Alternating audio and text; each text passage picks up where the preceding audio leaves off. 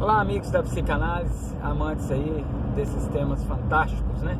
Você sabe quais são as 4 principais origens teóricas sobre o comportamento humano? Pois é, fica ligado aí que eu vou te falar aqui agora, tá? Dê o seu like nesse vídeo, compartilhe, comente, deixe as suas sugestões, tá bom? Quanto mais você curtir e compartilhar os meus vídeos, mais eles serão mostrados e assim mais pessoas poderão ver. E também quando você clica no sininho, você recebe em primeira mão novidades a respeito dos vídeos que eu gravo, né? Vídeos como este e outros, com outros temas também que normalmente as pessoas me sugerem e eu gravo. Então vamos lá. As 4 origens teóricas sobre o comportamento humano. A primeira origem ou fonte do comportamento humano é a genética. Nesse sentido, nós temos um expoente que foi Charles Darwin, que trabalhou muito a questão da influência genética, né? Então essa primeira fonte do comportamento, ela vai dizer que o comportamento tem uma influência genética. Porém, apesar das pesquisas e dos testes com os pássaros de cabeça branca, né, feito na Inglaterra, eles demonstraram o seguinte, que não é determinante. Então nenhuma dessas 4 fontes elas são determinantes para o comportamento, mas elas são fatores de influência do comportamento, tá? Então bom deixar isso claro. Essa primeira fonte do comportamento, a primeira origem teórica, ela vai dizer que a pessoa recebe uma influência genética e conforme essa influência genética ela tem determinado comportamento, tá? Por exemplo, fizeram numa pesquisa num laboratório, colocaram ali alguns pardais da cabeça branca em cativeiro, monitorados, é claro, e cuidados. Nesse cativeiro não foi dado a opção dos passarinhos ter elementos naturais para construir o seu ninho. Então eles forneciam um ninho artificial e durante algumas gerações eles observavam, né, alguns comportamentos. Na 5ª geração desse teste, desse experimento, eles colocaram esses passarinhos, nessa nova geração de passarinhos, colocaram eles para num ambiente monitorado, num ambiente que simula o ambiente natural, ok? Com elementos da natureza. Então eles observaram que os passarinhos, no momento da procriação, eles faziam seus ninhos sem nunca ter visto nenhum outro ascendentes dele, né? Nenhum outro passarinhos, né, da sua árvore genealógica ter construído um passarinho. Perdão, é porque eu estou prestando atenção aqui na estrada. Ter construído um ninho. Então, como não construiu ninho, como que eles poderiam saber como fazer ninho? Então, pretendeu-se demonstrar, assim, que há uma informação genética que é passada de geração em geração de um conhecimento tácito, ou seja, aquele conhecimento que já nasce com o sujeito. Esse conhecimento, ele eventualmente pode ser suficiente para determinar certos tipos de comportamento, como por exemplo no experimento dos pássaros, de produzir, de fazer os ninhos, né? Então, se os passarinhos, depois de 5 gerações, eles não observaram nenhum outro passarinho da sua família ali construindo ninhos, como que ele podia saber como construir ninhos? Então aquilo era uma informação genética, tá? Então a primeira fonte do comportamento vai mostrar essa questão genética, ok? Só um minutinho, deixa eu... Então como que eles sabiam como fazer ninhos, se ele nunca tinha visto, né, nenhum outro passarinho fazendo ninho? Então isso explica aí essa primeira origem do comportamento de modo geral, tá? A primeira origem teórica. Depois de Darwin, um pesquisador também muito inteligente, né, que teve uma influência enorme na psicologia, inclusive na psicologia comportamental, que foi Burroughs Skinner. Ele foi o precursor do pombo-correio, né, do adestramento de animais através dos experimentos com pombos-correios. E Skinner vai falar a respeito do processo estímulo-resposta. Ele vai falar ali a respeito da influência que o meio tem sobre as pessoas, sobre o ser. Tá? Então, a segunda origem teórica do comportamento, primeira, que é a questão genética, e nós temos agora a segunda, que é a questão da influência do meio.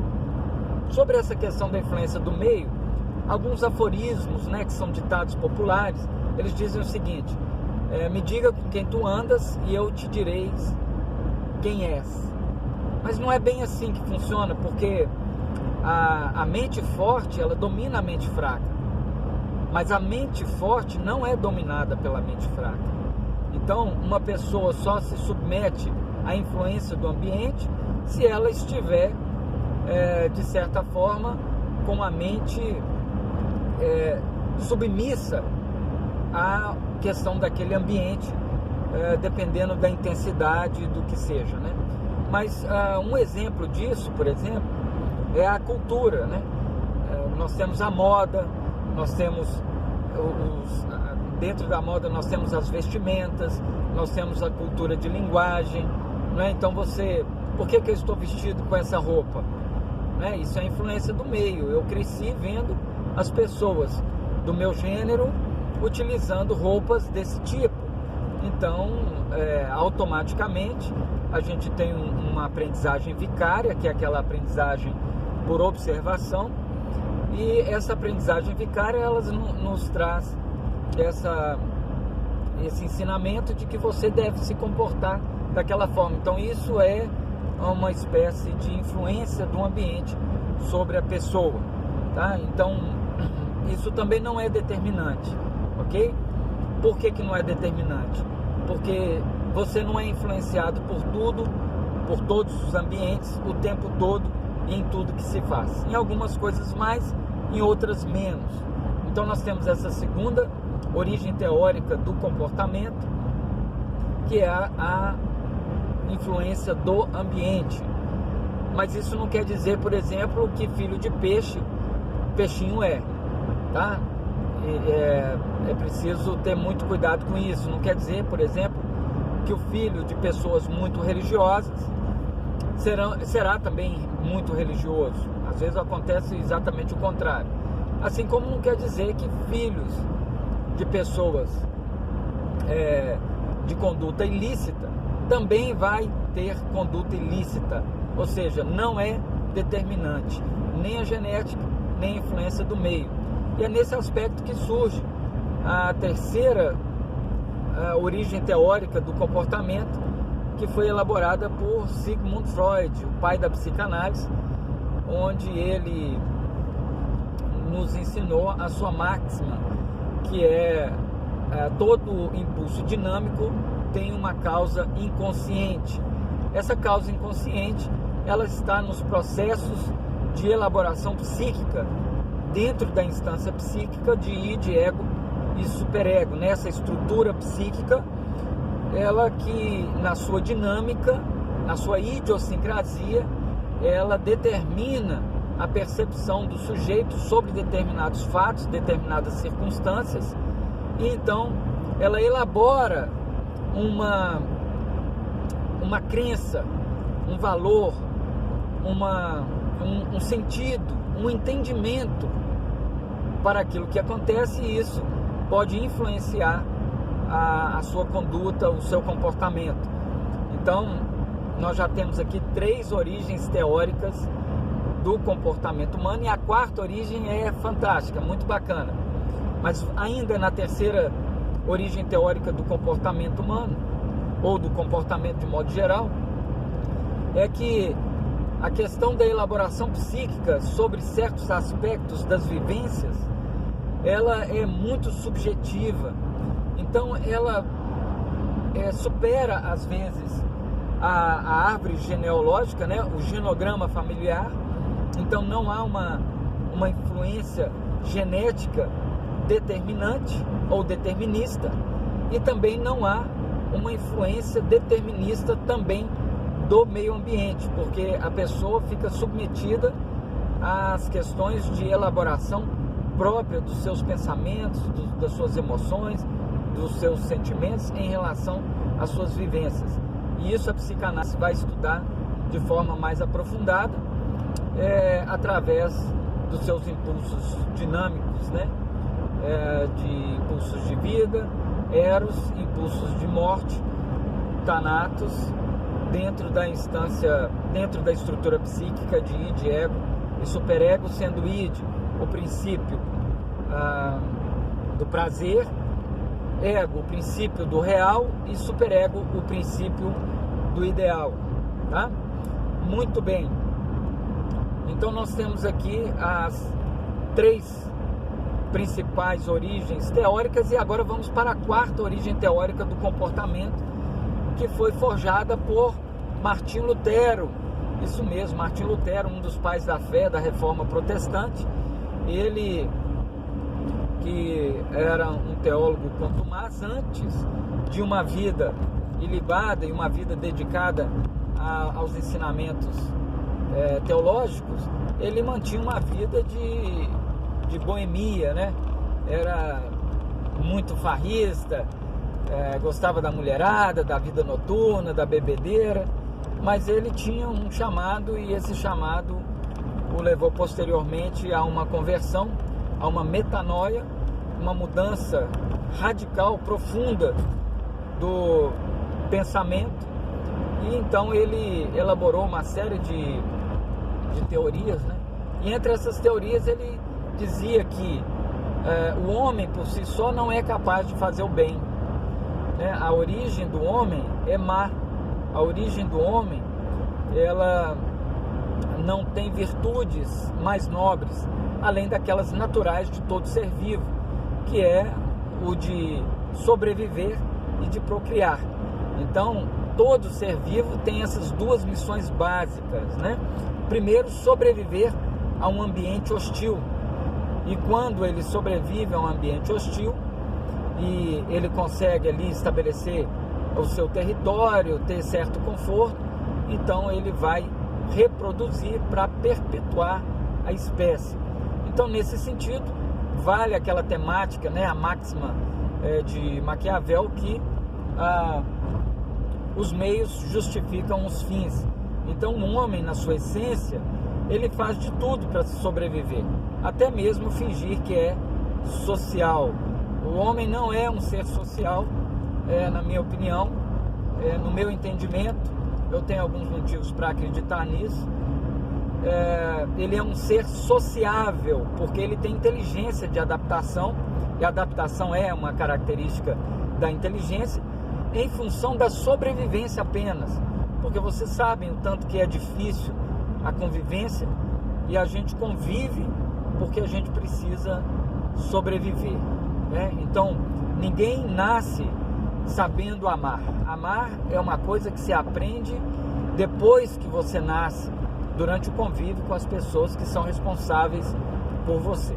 Então, ou você aprende a amar ou não aprende a amar, tá? Mas amar não é um dos conhecimentos tácitos, não nasce conosco. Então Martim Lutero, ele disse o seguinte,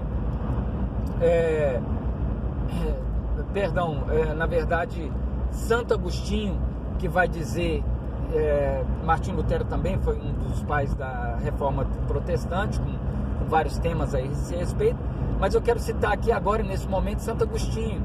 Santo Agostinho, ele disse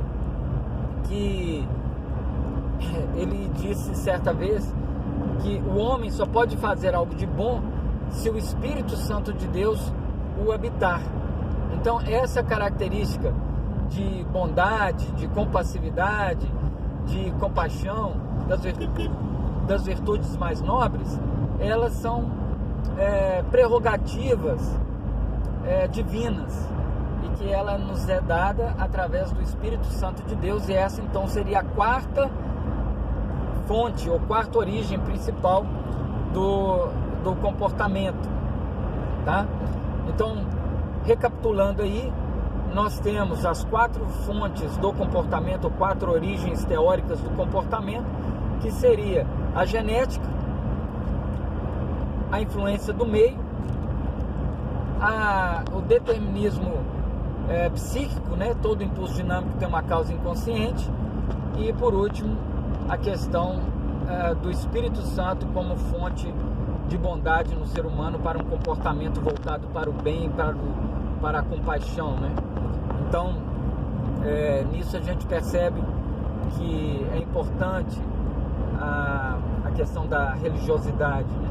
Então, tanto é importante a questão genética, as suas origens genéticas é importante, assim como também é importante o meio que você frequenta, porque ele exerce influência, sim. Assim também como é importante a forma como você elabora os seus pensamentos, como você elabora os seus desejos, o que você pensa, o que você quer, né? E a psicanálise é fantástica nesse respeito. Eu sugiro, indico que você faça a psicanálise ou como analisando, ou mesmo fazendo um curso para se tornar um psicanalista docente, ou um psicanalista de modo geral, para elaborar essas questões aí, que é bem pertinente, tá bom? E a quarta fonte aí é a questão do comportamento humano determinado, influenciado pelo Espírito Santo de Deus, tá? No sentido amplo da espiritualidade e não da religiosidade, ok? Então, a questão da espiritualidade, ela é muito mais importante, muito mais abrangente do que a religiosidade. Não necessariamente que a pessoa precisa ter uma religião para ter o Espírito Santo de Deus, né?